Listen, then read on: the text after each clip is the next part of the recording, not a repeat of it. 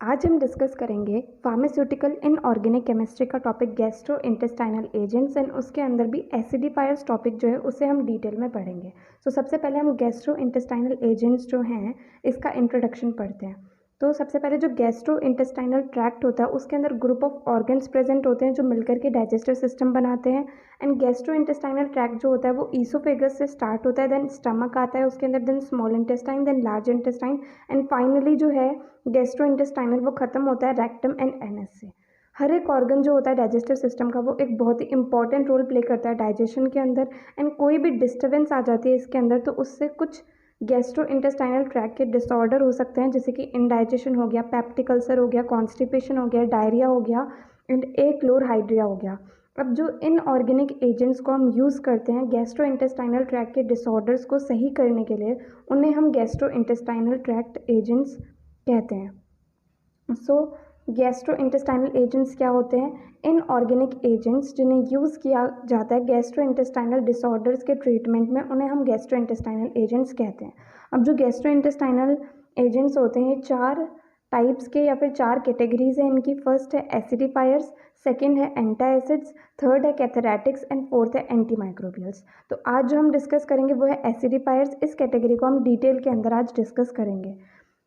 एसिडिफायर्स होते क्या हैं? इनऑर्गेनिक सब्सटेंसेस जो गैस्ट्रोइंटेस्टाइनल एसिडिटी को बढ़ाते हैं उन्हें हम एसिडिफायर्स कहते हैं। अब इनके जो टाइप्स होते हैं ये चार टाइप्स के होते हैं: gastric acidifiers, systemic acidifiers, urinary acidifiers and acids. सबसे पहले हम देखते हैं कि गैस्ट्रिक एसिडिफायर्स जो हैं ये क्या होते हैं। गैस्ट्रिक एसिडिफायर्स जो हैं ये वो इनऑर्गेनिक सब्सटेंसेस होते हैं, इनऑर्गेनिक कंपाउंड्स होते हैं जो कि गैस्ट्रिक एसिडिटी को बढ़ाते हैं कुछ पर्टिकुलर टाइम के लिए। इन्हें हम गैस्ट्रिक एसिडिफायर्स कहते हैं। ये एसिडिफायर्स जो इन्हें यूज़ करते हैं ट्रीटमेंट करने में क्लोरहाइड्रिया एंड हाइपोक्लोरहाइड्रिया, इन दोनों के ट्रीटमेंट में इन्हें यूज़ करते हैं। मतलब जब एसिडिटी कम हो जाती है तो उसको हम क्लोरहाइड्रिया या फिर हाइपोक्लोरहाइड्रिया कहते हैं। तो इसके ट्रीटमेंट के लिए हम गैस्ट्रिक एसिडिफायर्स जो होते हैं इन्हें यूज़ करते हैं। नेक्स्ट आते हैं सिस्टमिक एसिडिफायर्स। ये वो होते हैं, वो एजेंट्स होते हैं जो न्यूट्रलाइज करते हैं एल्केलाइन बॉडी फ्लूइड को, जो कि हमारा ब्लड है उसमें जब एल्केलिनिटी मतलब बेसिसिटी बढ़ जाती है तो इनऑर्गेनिक एजेंट्स जिन्हें हम यूज़ करते हैं उस एसिडिटी को नॉर्मल करने के लिए उन्हें हम सिस्टमिक एसिडिफायर्स कहते हैं। इन एसिडिफायर्स को यूज़ करते हैं सिस्टमिक एल्केलोसिस के मैनेजमेंट के लिए। नाउ नेक्स्ट हम देखते हैं यूरिनरी एसिडिफायर्स क्या होते हैं। एसिडिफायर्स जो मेंटेन करते हैं यूरिन का पीएच उन्हें यूरिनरी एसिडिफायर्स कहा जाता है। नेक्स्ट आते हैं एसिड्स। एसिड्स क्या होते हैं? मतलब फार्मास्यूटिकल एड के लिए फार्मास्यूटिकल इंडस्ट्री के अंदर जो भी कुछ काम के लिए एसिड्स को यूज़ करा जाता है उन्हें एसिड्स कहा जाता है। ना एग्जाम्पल्स क्या हैं एसिडिफायर्स के जो हमें इस यूनिट के अंदर, इस टॉपिक के अंदर डिस्कस करने कंपाउंड्स डिटेल के अंदर, वो है ammonium chloride and dilute HCl। ये दोनों कंपाउंड्स हमें डिस्कस करने हैं। तो हम जिस भी कंपाउंड को डिस्कस करेंगे उसकी जो बेसिक चीज़ें हम पढ़ेंगे वो पॉइंट्स हैं। एक तो उसका मॉलिक्यूलर फॉर्मूला क्या है, उसका मॉलिक्यूलर वेट क्या है, उसका मेथड ऑफ प्रिपरेशन क्या है, उसकी फिजिकल प्रॉपर्टीज़ क्या है। एंड जिन भी कंपाउंड्स के आगे हमारे सिलेबस में स्टार लगा हुआ है उनका हमें ऐसे भी पढ़ना है। ऐसे के अंदर हमें 3 पॉइंट्स पढ़ने होते हैं। सबसे पहले उसका प्रिंसिपल क्या है, सेकेंड उसका प्रोसीजर क्या होता है एंड थर्ड उसका इक्विवेलेंट फैक्टर क्या है। एंड लास्ट जो पॉइंट हम डिस्कस करते हैं वो है कि उस कंपाउंड के यूजेस क्या है। जितने भी इनऑर्गेनिक कंपाउंड्स हम इनऑर्गेनिक केमिस्ट्री के अंदर पढ़ेंगे उन सब के हमें ये पॉइंट्स जो हैं वो डिस्कस करने हैं। सबसे पहले हम डिस्कस करते हैं अमोनियम क्लोराइड। अमोनियम क्लोराइड जो है इसका केमिकल फॉर्मूला है NH4Cl। इसका जो मॉलिक्यूलर वेट है वो है 53.49 ग्राम पर मोल। ये इसकी जो कैटेगरी है ये किस कैटेगरी के अंदर आता है? ये आता है एक्सपेक्टोरेंट कैटेगरी के अंदर। ये डाईयूरेटिक होता है एंड ये इलेक्ट्रोलाइट रिप्लेनाइजर भी होता है। नो मेथड ऑफ प्रिपरेशन कि हम किस तरीके से अमोनियम क्लोराइड को प्रिपेयर कर सकते हैं। फर्स्ट आता है neutralization of HCl acid with ammonia and evaporation of solution to dryness yield ammonium chloride. जब हम हाइड्रोक्लोरिक एसिड का न्यूट्रलाइजेशन करते हैं अमोनियम के साथ में एंड देन उसके बाद में जो हमारे पास में salt of solution ammonium chloride आया उसको हम इवेपोरेट कर देते हैं और देन उसे ड्राई कर लेते हैं। तो फाइनली जो है हमें प्योरीफाइड अमोनियम क्लोराइड जो है वो मिल जाता है। ये हो गया first method of preparation. Second method of preparation जो है इसके अंदर क्या है कि it is prepared by purifying the crude product by sublimation और boiling ammonium sulphate solution with sodium chloride in equivalent proportion. So ammonium chloride को हम प्रिपेयर करते हैं, क्रूड प्रोडक्ट जो है उसे प्योरीफाई करके सब्लिमेशन या फिर बॉइलिंग करेंगे अमोनियम सल्फेट का सोडियम क्लोराइड के साथ में, तो फाइनली जो है हमें अमोनियम क्लोराइड मिल जाता है। सो रिएक्शन है हमारे पास में कि अमोनियम सल्फेट को सोडियम क्लोराइड के साथ में रिएक्ट कराएंगे तो इससे ammonia plus hydrochloric acid plus Na2SO4 बनेगा। जब अमोनिया और हाइड्रोक्लोरिक एसिड का न्यूट्रलाइजेशन करेंगे तो फाइनली जो है प्योरीफाइड अमोनियम क्लोराइड जो है वो हमें मिल जाएगा। नाउ नेक्स्ट हम डिस्कस करते हैं फिजिकल प्रॉपर्टीज़ अमोनियम क्लोराइड की। सो अमोनियम क्लोराइड का कलर जो है वो वाइट होता है। इसका ऑर्डर जो है ये ऑर्डरलेस, मतलब इसकी कोई स्मेल नहीं होती है। टेस्ट जो है इसका सलाइन मतलब सॉल्ट जैसा टेस्ट होता है। नेचर जो है इसका स्लाइटली हाइड्रोस्कोपिक होता है।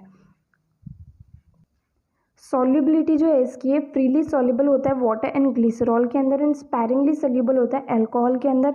देन लास्ट इसका स्टेट फॉर्म क्या है, ये क्रिस्टलाइन पाउडर के रूप में जो है ये एग्जिस्ट करता है ना। हमारे सिलेबस के अंदर अमोनियम क्लोराइड के ऊपर स्टार लगा हुआ है, तो इसका हम ऐसे डिस्कस करेंगे एंड ऐसे में हम 3 पॉइंट्स डिस्कस करते हैं। इसका प्रिंसिपल क्या होगा, प्रोसीजर क्या होगा एंड इक्विवेलेंट फैक्टर क्या होगा। तो सबसे पहले इसका ऐसे जो है उसका प्रिंसिपल क्या है, अमोनियम क्लोराइड जो है इसे ऐसे किया जाता है एसिड बेस टाइट्रेशन की मदद से। सो इसके अंदर हम क्या करते हैं, सबसे पहले अमोनियम क्लोराइड के एक फिक्स्ड क्वांटिटी को कोनिकल फ्लास्क के अंदर लेते हैं। देन वो जो है उसकी रिएक्शन कराते हैं फॉर्मेल्डिहाइड सोल्यूशन के साथ में, उससे जो है एक एसिड लिबरेट होता है। वो जो एसिड लिबरेट होता है उसे टाइट्रेट किया जाता है सोडियम हाइड्रोक्साइड के अगेंस्ट फिनोक्साइलिन सोल्यूशन को इंडिकेटर की तरह यूज़ करते हुए। सो ये जो है ये रिएक्शंस है, अमोनियम क्लोराइड को वाटर के साथ रिएक्ट कराए, अमोनियम हाइड्रोक्साइड प्लस HCl बना। देन अमोनियम हाइड्रोक्साइड को फॉर्मेल्डिहाइड के साथ रिएक्ट कराया तो हेक्सामीन प्लस 10H2O बना। देन फाइनली जो एसिड लिबरेट हुआ उसे सोडियम हाइड्रोक्साइड के साथ में टाइट्रेट करके सोडियम क्लोराइड प्लस वाटर जो है ये बन गया ना। इसका प्रोसीजर क्या होता है, सबसे पहले 0.1 ग्राम अमोनियम क्लोराइड लेंगे, उसके अंदर 50 ml वाटर डालेंगे। देन इस सॉल्यूशन के अंदर 5 ml फॉर्मेल्डिहाइड डालेंगे जो कि प्रीवियसली न्यूट्रलाइज किया हुआ है सोडियम हाइड्रोक्साइड के सोल्यूशन से। देन फाइनली जो रिजल्टेंट HCl लिबरेट होगा इसमें से उसे टाइट्रेट करेंगे 0.1 मोलर सोडियम हाइड्रोक्साइड के साथ में फिनोक्साइलिन सोल्यूशन को इंडिकेटर के रूप में यूज़ करते हुए। सो ये इसका प्रोसीजर हो गया ना। इक्विवेलेंट फैक्टर क्या होगा कि each ml of 0.1 molar sodium hydroxide जो है वो इक्विवेलेंट है 0.005349 ग्राम ऑफ अमोनियम क्लोराइड के। सो इस तरीके से जो है अमोनियम क्लोराइड का ऐसे होता है ना। मेडिसिनल यूजेस या फिर ये कहें कि यूजेस क्या होंगे अमोनियम क्लोराइड के। सो फर्स्ट है कि ये जो है एसिड बेस बैलेंस जो है बॉडी फ्लूइड्स का उसे मेंटेन करता है। इसी प्रॉपर्टी को जो है इलेक्ट्रोलाइट रिप्लेनाइजर कहते हैं ना। इसे यूज़ करा जाता है ट्रीटमेंट ऑफ मेटाबॉलिक एल्कलोसिस के अंदर। इसे यूज़ करा जाता है डायूरेटिक के रूप में एंड इसे एक्सपेक्टोरेंट के रूप में भी यूज़ किया जाता है। सो ये हो गए यूजेस ना। नेक्स्ट कंपाउंड जो हम डिस्कस करेंगे वो है हाइड्रोक्लोरिक एसिड। सो हाइड्रोक्लोरिक एसिड का मॉलिक्यूलर फॉर्मूला है HCl। इसका मॉलिक्यूलर वेट है 36.46 ग्राम पर मोल। इसका जो सिनोनिम है, मतलब इसे हम और किन नाम से बोल सकते हैं, वो है spirit of salt and muriatic acid. Then next method of preparation क्या होगा HCl का। सो इसे हम प्रिपेयर कर सकते हैं कंसनट्रेटेड H2SO4 को NaCl के साथ में रिएक्ट करा के एंड जो लिबरेटेड HCl उसे वाटर से पास करवा के जो है HCl फॉर्म हो जाता है। इसके रिएक्शन है NaCl प्लस H2SO4 से बनता है NaHSO4 plus HCl। Now next आती है फिजिकल प्रॉपर्टीज़ क्या होंगी हाइड्रोक्लोरिक एसिड की। सो सबसे पहले इसका कलर जो है, कुछ कलर नहीं होता है, कलरलेस होता है। सेकंड टेस्ट, इसका कोई टेस्ट भी नहीं होता है, टेस्टलेस होता है। नेक्स्ट स्टेट, लिक्विड स्टेट में प्रेजेंट होता है। नेक्स्ट नेचर, सो इसका एसिडिक नेचर होता है। नेक्स्ट सॉल्युबिलिटी, तो HCl जो है ये वाटर के अंदर सॉल्युबल होता है। नाउ यूजेस या फिर एप्लीकेशंस क्या होंगे हाइड्रोक्लोरिक एसिड के। सो फर्स्ट यूज़ है कि इसे गैस्ट्रिक एसिडिफायर के रूप में यूज़ किया जाता है हाइपोक्लोरहाइड्रिया के ट्रीटमेंट में। नेक्स्ट है इसे सॉल्वेंट के रूप में एंड कैटलिस्ट के रूप में यूज़ किया जाता है फार्मास्यूटिकल एड में। इसे यूज़ किया जाता है प्रोटियोलाइटिक एंजाइम्स को इनएक्टिवेट करने में, जैसे कि एंजाइम है पेप्सिन एंड क्रिप्टोपेप्सिन। इसे मेटाबॉलिक एल्केलोसिस के ट्रीटमेंट में भी यूज़ किया जाता है in the form of IV infusion, मतलब इंट्रावीनस इसे दिया जाता है। सो ये हो गया कंप्लीट टॉपिक जो हमने आज डिस्कस करा है एसिडिफायर्स। एसिडिफायर्स क्या होते हैं, उसके टाइप्स क्या होते हैं और उसके अंदर 2 कंपाउंड्स जो हैं, ये सब आज हमने डिस्कस किया है। अगर आपको इस वीडियो में जो समझाया गया है वो अच्छे से समझ में आया तो इस वीडियो को ज़्यादा से ज़्यादा शेयर करना, लाइक करना और चैनल को सब्सक्राइब करना।